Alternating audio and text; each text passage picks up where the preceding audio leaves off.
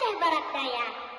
Hari ini saya akan bercerita yang berjudul Kepahlawanan Tengku Umar dan Perjuangan Cut Nyak Dien.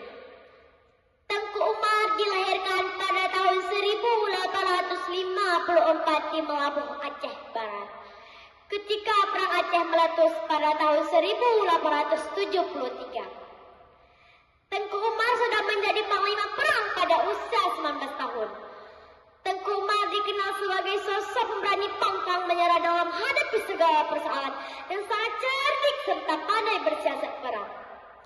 Pada tahun 1880, Tengku Umar menikah dengan Cut Nyak Dien. Cut Nyak Dien adalah seorang janda dari salah seorang pemimpin Aceh, yaitu Ibrahim Lamga.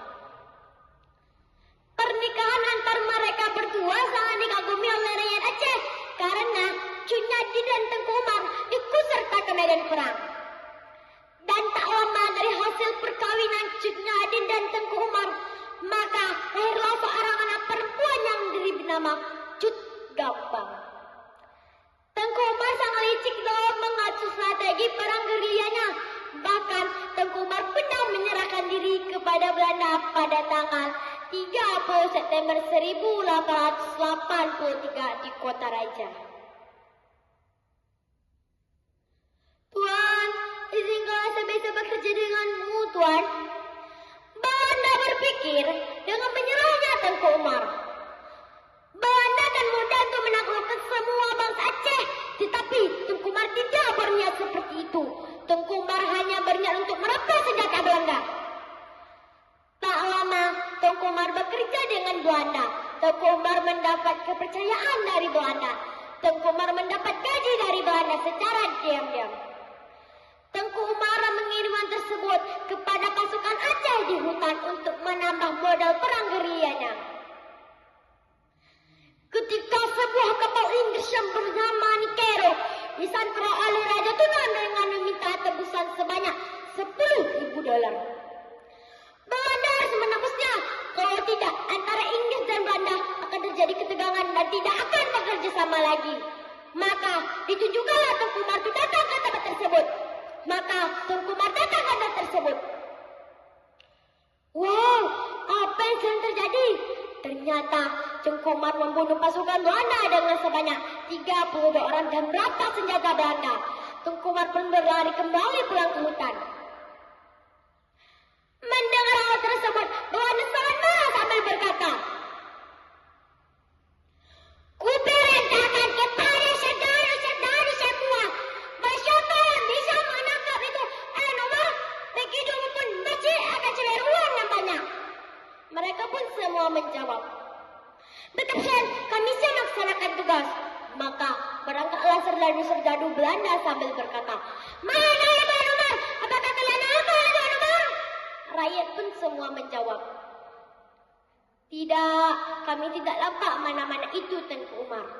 Ternyata Tengku Umar sudah mengetahui hal semuanya, bahwa Belanda akan menyerangnya.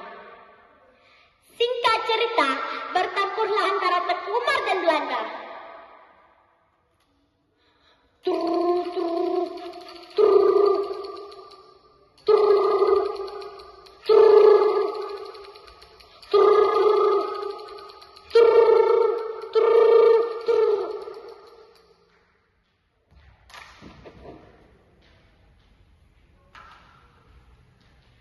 Suara letusan senjata seperti petir nyamar. Setelah lamanya pertempuran, maka terkenalah peluru Belanda di dada sebelah kiri Tengku Umar. Maka gugurlah Tengku Umar dari serangan KPKP Belanda. Kejadian pada jam 4 subuh di Pasir Putih di bawah pohon kelapa di pinggir kota Melabuh, dan jasad Tengku Umar dibawa lari oleh pengawalnya yang bernama Bang Ud Ali dan bersama anggota lainnya. Pertama, Tengku Umar dimakamkan di Masjid Gampong. Takutnya Panglaut Ali diketahui oleh KPKP Belanda. Maka karena itu Panglaut Ali bawa lari jenazah Tengku Umar 35 km jarak jauhnya kota Melabuh. Di Mugoraya, batasan hulu sungai Melabuh, dan konon cerita makam Tengku Umar dijaga oleh seekor harimau. siapa saja mau mendatanginya. Tapi kalau kita mengganggu makam Tengku Umar, harimau tersebut akan mencelakai kita. Di makam Tengku Umar mengeluarkan air yang sangat jernih. Siapa saja boleh meminumnya. Mendengar kematian ayahnya, Sultan Hamam sangat sedih sambil berkata,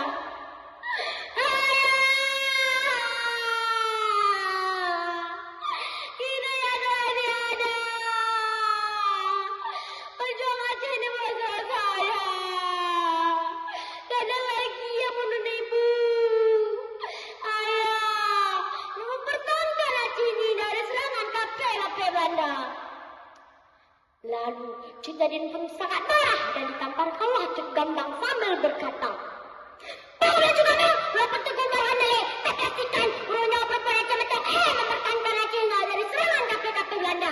Walaupun Aceh datang menjemput kita, genggam bara sampai menjadi abu. Lebih baik mati berdarat ala tanah daripada itu bercermin tulang."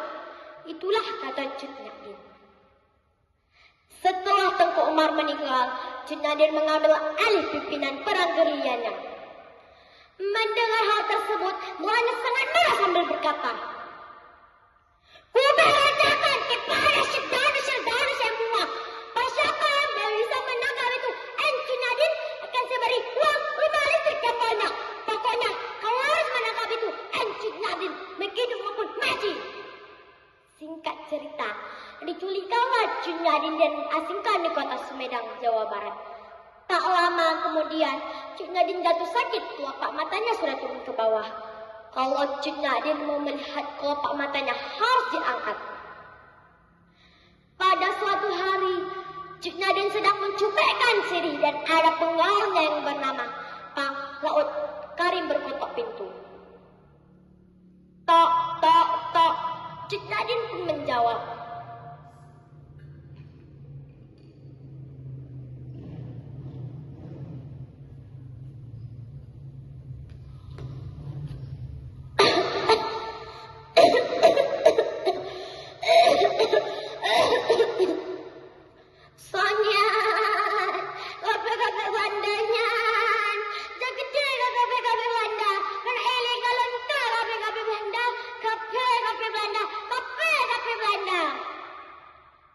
Lalu Pak Laut Karim pun berkata,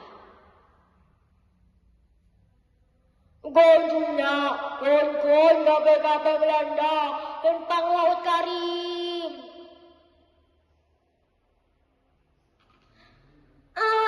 Kak Karim, tak murim.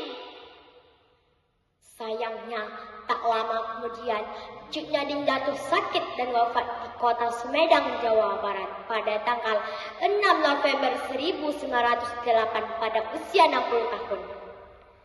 Dari cerita di atas, dapatlah kita ambil kesimpulan bahwa bangsa yang besar adalah bangsa yang memakai jasa perang pahlawannya.